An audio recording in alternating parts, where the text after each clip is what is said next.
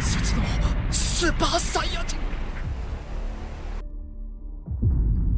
おめえたちのおかげだ。ありがとな。その代わり絶対勝ってみせっぞ。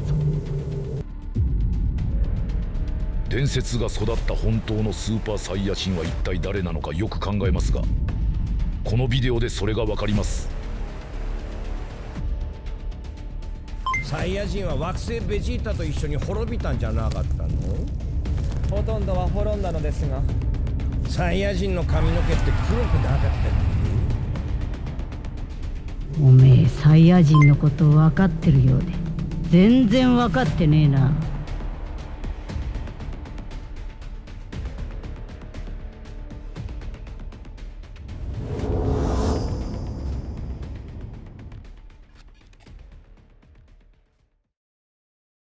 Dans l'œuvre d'Akira Toriyama, il existe de nombreuses formes et transformations, et chacune d'entre elles est attribuée en fonction de la race. Freezer par exemple possède 3 formes avant d'atteindre sa forme finale. Cell a sa forme de base mais a aussi accès à sa forme parfaite, ou plutôt complète puisque c'est comme ça, ou en tout cas dans ce but qu'il a été créé. Mais cette forme-là, il ne pourra l'atteindre qu'après avoir absorbé les 2 cyborgs. Majin Buu, lui, possède sa forme primitive, donc Majin Buu Chunsui, plus connu sous le nom de Majin Buu pur ou encore Kid Buu. Il a accès à des formes uniques et variées en fonction de qui il absorbe. Donc comme on l'a vu, en absorbant Gotenks par exemple, il a acquis sa tenue, ses techniques et a vu sa puissance augmenter considérablement. Mais aujourd'hui, on va s'attaquer à une race de guerriers en particulier, une race qu'on a vu évoluer depuis l'arrivée de Raditz, les Saiyajin. サイヤ人は戦えば戦うほど強くなっていくんだぜ。 Bon, avant ça, on va faire un petit topo. J'ai fait un sondage sur la chaîne pour savoir qui est le véritable Super Saiyan légendaire d'après vous, et le personnage qui est ressorti avec le plus de votes, c'était Broly. Jusque-là, bien sûr que les votes ont encore évolué, mais on remarque quand même que c'est toujours Broly qui figure en tête du classement. En deuxième, on a Goku Super Saiyan sur Namek, en troisième, Goku Super Saiyan 4, et en dernier, on a Goku Super Saiyan God avec seulement 7%. Donc je pense que pour la grande majorité d'entre vous, il avait rien à faire dans le débat carrément. Mais bon, tout ça c'est bien beau, mais si j'ai fait cette vidéo, c'est justement pour donner mon avis sur ce fameux guerrier légendaire. Tout ça en m'appuyant sur des informations qu'on nous a données tout au long du manga. Et bien sûr, j'inclus dedans GT et DBS. Et oui, je sais qu'il y en a qui vont me dire « Non mais GT c'est pas canon, DBS c'est canon, donc voilà on s'en fout de GT ». Bah les gars, regardez bien la vidéo jusqu'au bout et vous inquiétez pas, ça va bien se passer.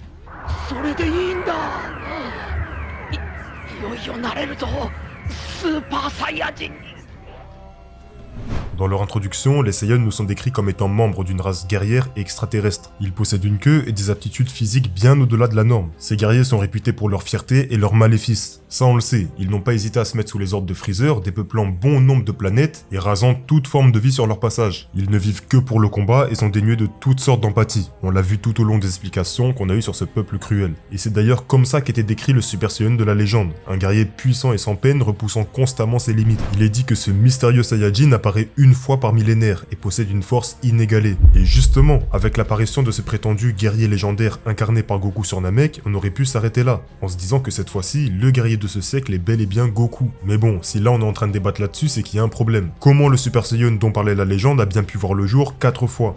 Comment un guerrier censé apparaître une fois par millénaire a pu apparaître une 4e fois en l'espace de 10 ans même pas? Goku, Trunks, Vegeta et Gohan ont pu atteindre ce niveau, mais surtout ce stade. Et oui, là on parle de stade, niveau, etc. parce qu'à la base c'était ça. Plusieurs fois Vegeta était persuadé que Goku était ce guerrier dont parlait la légende, et il finira même par penser que c'était lui-même, après avoir reçu son Zenkai avant de faire face à Freezer. Et à cette époque on ne savait pas qui était réellement ce fameux Saiyajin, ni même à quoi il ressemblerait. C'est justement pour cette raison que Vegeta avait tous ses doutes, car pour lui, ce guerrier n'était pas censé apparaître sous une forme particulière, mais simplement posséder une force légendaire. Et ça sans oublier les caractéristiques du légendaire Super Saiyan selon Vegeta, à savoir un guerrier cruel et sans peine. Et c'est bien pour ça que Vegeta doutait. Comment Son Goku, l'homme qui l'a sauvé auparavant, celui qui faisait preuve de miséricorde envers ses ennemis, comment cet homme-là pouvait-il bien être le fameux guerrier dont parlait la légende, lui qui était censé être cruel et sans peine? Parce que oui, à la base les Saiyajin sont des êtres malveillants par nature, faire la guerre est dans leur gène et ils ne sont donc pas censés avoir conscience de faire le mal. Et ça se confirme justement lorsqu'ils passent en Ozaru, c'est leur instinct primitif qui s'exprime sous cet état. Certains restent conscients tandis que d'autres deviennent incontrôlables, ravageant tout sur leur passage. Mais bref, revenons donc à ce qu'on disait. Son Goku a atteint le Super Saiyan et était donc censé devenir ce guerrier millénaire dont parlait Vegeta. Mais quand juste après la prétendue mort de Freezer, on voit Trunks refoudroyer encore une fois Freezer, en plus en étant Super Saiyan,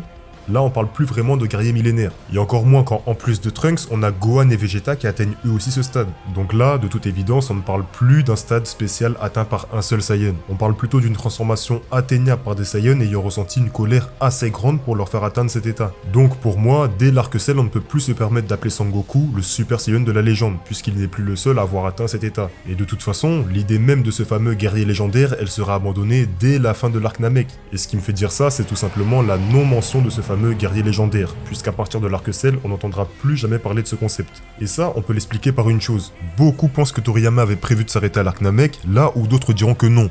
Mais bon, moi en réalité, j'en sais rien du tout. Mais en vrai, malgré les apparences que oui, on a oublié le Super Saiyan légendaire, etc., en réalité, il n'a jamais été totalement abandonné. La Toei, potentiellement avec l'accord de Toriyama, nous ont fait un big taf sur ça. Ça a commencé avec le cri de Sangoku lorsqu'il passe en Super Saiyan pour la première fois sur Namek, puis ça a continué avec le Super Saiyan 2 de Gohan face à Cell, sans oublier bien évidemment le Super Saiyan 3 de Goku. Et là, l'animation elle est vraiment explicite. Et là, il y en a certainement qui me diront « Mais de quoi tu parles en réalité? De quoi tu parles là ?»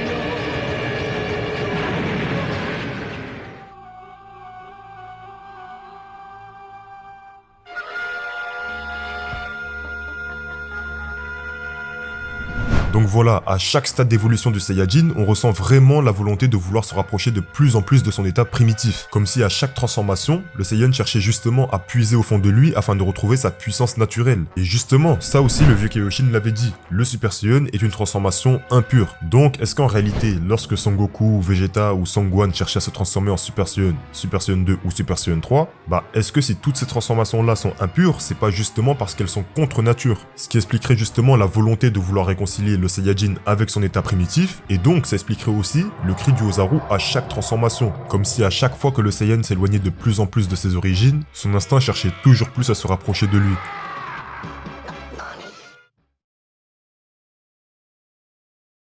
大海王神様、悟空さんはどうしたんです？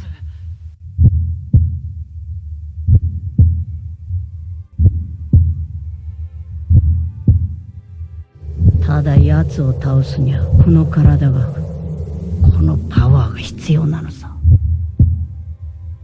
おめえたちのおかげだ。ありがとな。そん代わり絶対勝ってみせっぞ。 Bon, voilà la transformation selon moi la plus cohérente et celle qui marque réellement la rupture avec les stades précédents. Parce que oui, sur YouTube on entend souvent « Mais le 16J4 c'est la continuité, la vraie rupture c'est Super Saiyan God ». Hé, c'est pas le moment de faire des blagues, compris? Et oui, on est d'accord là-dessus, le Super Saiyan God marque la rupture avec les stades précédents, ça on est d'accord. Mais bon, là c'est pas le débat, on parlera de ça après. Mais bon, revenons au Super Saiyan de Super Saiyan 4. Bon, honnêtement, pour moi ceux qui pensent que ça marque simplement la continuité du Super Saiyan 3, vous n'avez rien compris à la situation. C'est même pas pour faire le mec, mais vous n'avez rien compris au concept du Super Saiyan 4, ni même au contexte de son arrivée. Là, on n'est pas sur une transformation qui s'inscrit dans la continuité de celle qu'on a eue précédemment. À la limite, je peux comprendre si on parle du SSG4 comme étant une simple suite du Super Saiyan 3, mais ça simplement si on parle de l'aboutissement de cette continuité. Et dans tous les cas, si le Super Saiyan 4 est l'aboutissement de cette continuité qu'on a eue jusqu'à présent, bah c'est tout simplement qu'il marque la rupture. Il marque la rupture entre les étapes et l'aboutissement de tout ce cheminement. Donc dans tous les cas, et qu'on le veuille ou non, le Super Saiyan 4 marque la rupture lui aussi. Il est la transformation qui marque le retour aux sources et la réconciliation avec ses propres origines. La maîtrise de l'état d'Ozaru doré, qu'on pourrait qualifier de gorille géant Super Saiyan en réalité, symbolise justement la maîtrise de la primitivité et de la bestialité de l'Ozaru. Et c'est justement la raison pour laquelle Son Goku, lorsqu'il passe en Super Saiyan 4, n'est pas énervé comme lorsqu'il était sur Namek. Parce que oui, on l'a toujours dit depuis le début du manga, à l'origine les Saiyajin ont les cheveux noirs et non dorés. Et là où le Super Saiyan, donc avec les cheveux dorés, s'acquiert après une profonde colère, le Super Saiyan 4, lui, s'acquiert après une profonde remise en question, une maîtrise totale de son état d'Ozaru et de sa bestialité, et une réconciliation totale avec ses origines Saiyan. Mais bon, là il y en a certainement qui vont me dire, oui mais à la base Vegeta il avait dit que ce fameux guerrier légendaire serait impitoyable et sans peine. Et c'est ça qui s'est passé en réalité. Sous sa forme de Ozaru, Goku était bestial et impitoyable. Mais c'est justement la maîtrise de cet état qui représente la primitivité du Saiyan qui a donné accès à Goku au Super Saiyan 4 ou plutôt au Super Saiyan ultime.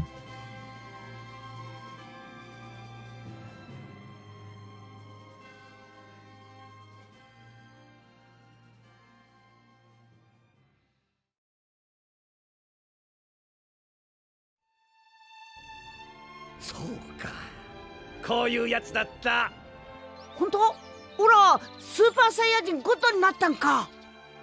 Le Super Saiyajin Goto. Bon, il y en a beaucoup qui remettent en cause la légitimité du Super Saiyan 4 parce que Dragon Ball Super serait canon et pas Dragon Ball GT.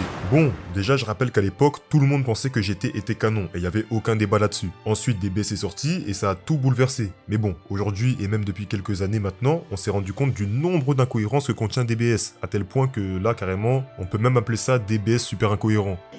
C'est pas le moment de faire des blagues, compris? Non, bon j'avoue, là, j'avoue là c'était nul. Mais bref, juste pour dire que l'argument d'autorité c'est canon, c'est pas canon, c'est même plus valable depuis un bon bout de temps. Et encore plus si on parle depuis l'arrivée de DB Daima. Mais bref, c'est pas le sujet. Le concept du Super Saiyan God amené au début de DBS, en vrai, c'était très intéressant. Je l'ai déjà dit plusieurs fois, il y a eu plein de bonnes idées, mais c'est juste que ça a mal été exploité. À la base, pour moi, le Super Saiyan God, ça aurait pu être une très bonne idée. Son Goku aurait pu être le seul à avoir atteint cet état, et en plus, on aurait pu en faire le Super Saiyan de la légende. Et même si aujourd'hui, la transformation se démarque pas vraiment des autres, parce que dans l'utilisation, on en a fait une simple transformation parmi tant d'autres, il faut quand même reconnaître qu'au départ, l'idée elle était vraiment pas mal. On recycle un peu le rituel du Super Saiyan 4 Full Power pour en faire une étape cruciale pour atteindre le Super Saiyan God. D'ailleurs, on aurait pu en apprendre encore plus sur le lore de Dragon Ball, en développant le passé des Saiyans et plus précisément Yamoshi par exemple, qui nous a été décrit comme étant le réel Super Saiyan de la légende. Et là vous allez me dire, bah la question elle est vite répondue. Yamoshi est le Super Saiyan de la légende et voilà c'est terminé. Et oui, peut-être qu'il en est un parce qu'il l'a été durant son temps, mais je vous rappelle que le Super Saiyan légendaire apparaît une fois par millénaire.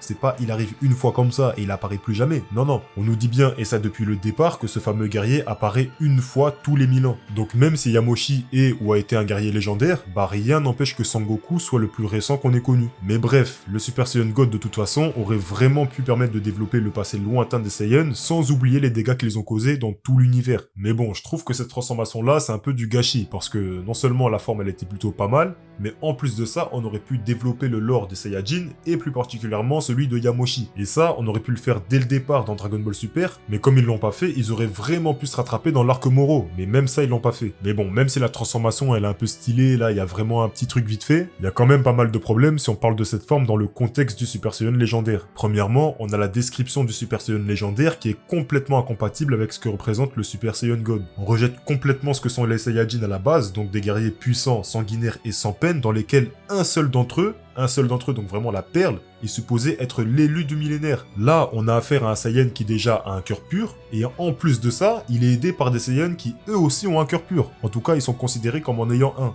Donc déjà, rien que là, on s'aperçoit qu'il y a un problème. Les Saiyans, ils ont changé. Et bien évidemment, vous l'aurez certainement deviné, on l'a dit tout à l'heure, mais il n'existe qu'un seul guerrier légendaire par millénaire. Donc, même si le Super Saiyan God était censé représenter ce guerrier de la légende, ça aurait été impossible puisque Vegeta a lui aussi atteint ce stade.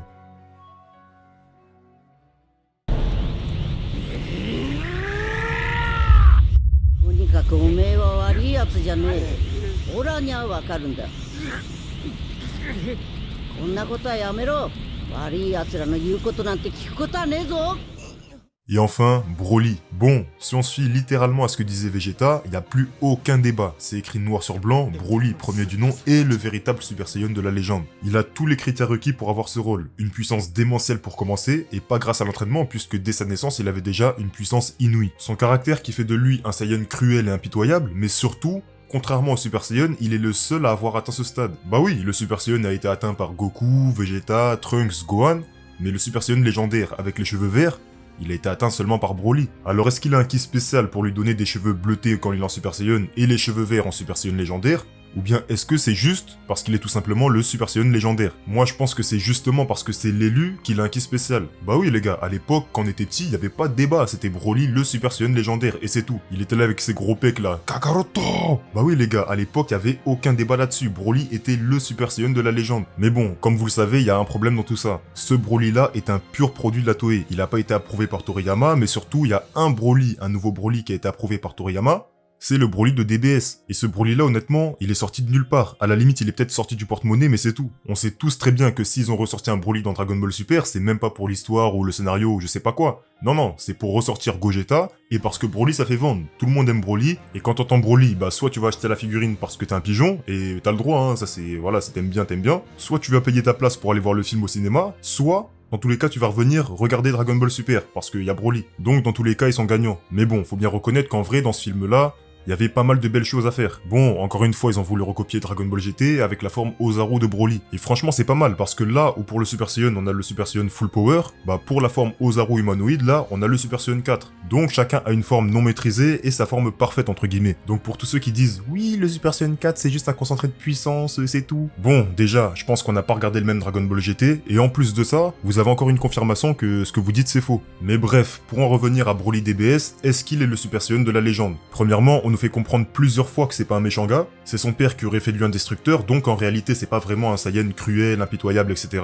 Par contre, puisqu'il a grandi dans un certain environnement et qu'en plus de ça, son père Paragus a dû le canaliser plusieurs fois, bah c'est certainement tout ça qui lui a fait atteindre une forme Ozaru humanoïde. Donc peut-être que tous les Saiyajins en réalité auraient pu atteindre cette forme sous certaines conditions. Mais pour ce qui est de la forme entre guillemets légendaire avec les cheveux verts, bah on sait que Broly est le seul à avoir atteint ce stade encore une fois.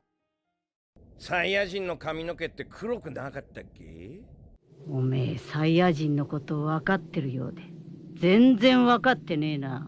Qui est le véritable Super Saiyan de la légende? Comme on l'a dit, ça peut pas être Sangoku sur Namek, parce que ce stade-là a été atteint par Goku, Vegeta, Gohan, Trunks et Son Goten. Le Super Saiyan God, y a rien qui va, il est complètement incohérent avec les critères du Super Saiyan de la légende, donc il nous reste plus que Sangoku Super Saiyan 4 ou bien Broly de DBS. Et pour moi, je pense que vous l'avez déjà deviné, mais c'est Sangoku Super Saiyan 4 le véritable Super Saiyan de la légende. Parce que là où Broly est un véritable gentil garçon depuis sa naissance, Sangoku est aussi un gentil garçon, mais ça peut être justifié par le fait qu'il est tombé sur sa tête quand il était petit. Et on sait très bien que sans cet accident-là, Sangoku aurait été un Saiyan sanguinaire comme l'ont été tous ses compères. Ensuite, même si Broly est le seul à avoir atteint ce stade aux cheveux verts, bah Sangoku lui aussi est le seul à avoir atteint le Super Saiyan 4 naturellement. Et si on suit la logique de ce que j'ai dit tout à l'heure, donc que le Super Saiyan, Super Saiyan 2 et Super Saiyan 3 sont des étapes cruciales pour atteindre le Super Saiyan ultime, donc le Super Saiyan 4, bah ça prend tout son sens. Donc si on suit mon explication sur le Super Saiyan ultime, en réalité c'est le Saiyan qui aura su renouer avec ses origines tout en canalisant sa colère. Voilà pourquoi selon moi, comme l'avait dit le vieux Kaioshin, le Super Saiyan est une transformation impure. Toute cette succession d'étapes entre le Super Saiyan Daini Dankai, Daisan Dankai, Super Saiyan 2 et Super Saiyan 3 jusqu'à atteindre l'aboutissement final, donc le Super Saiyan 4, tout ça est le long chemin jusqu'à l'apparition du Super Saiyan originel. Et le seul qui aura donc atteint ce stade dans le millénaire, c'est bien Son Goku.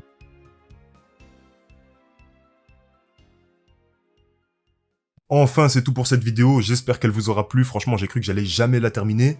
Donc voilà, si vous avez aimé la vidéo les gars, n'oubliez pas de liker, partagez la vidéo à vos amis, abonnez-vous, activez la cloche pour ne rien rater, donnez-moi votre avis en commentaire si pour vous c'est Broly, Son Goku Super Saiyan God, Super Saiyan 4 ou bien le Super Saiyan sur Namek qui est le Super Saiyan légendaire, donnez-moi votre avis en commentaire et voilà. Bon, maintenant il me reste plus qu'à vous dire à la prochaine pour une nouvelle vidéo, sayonara.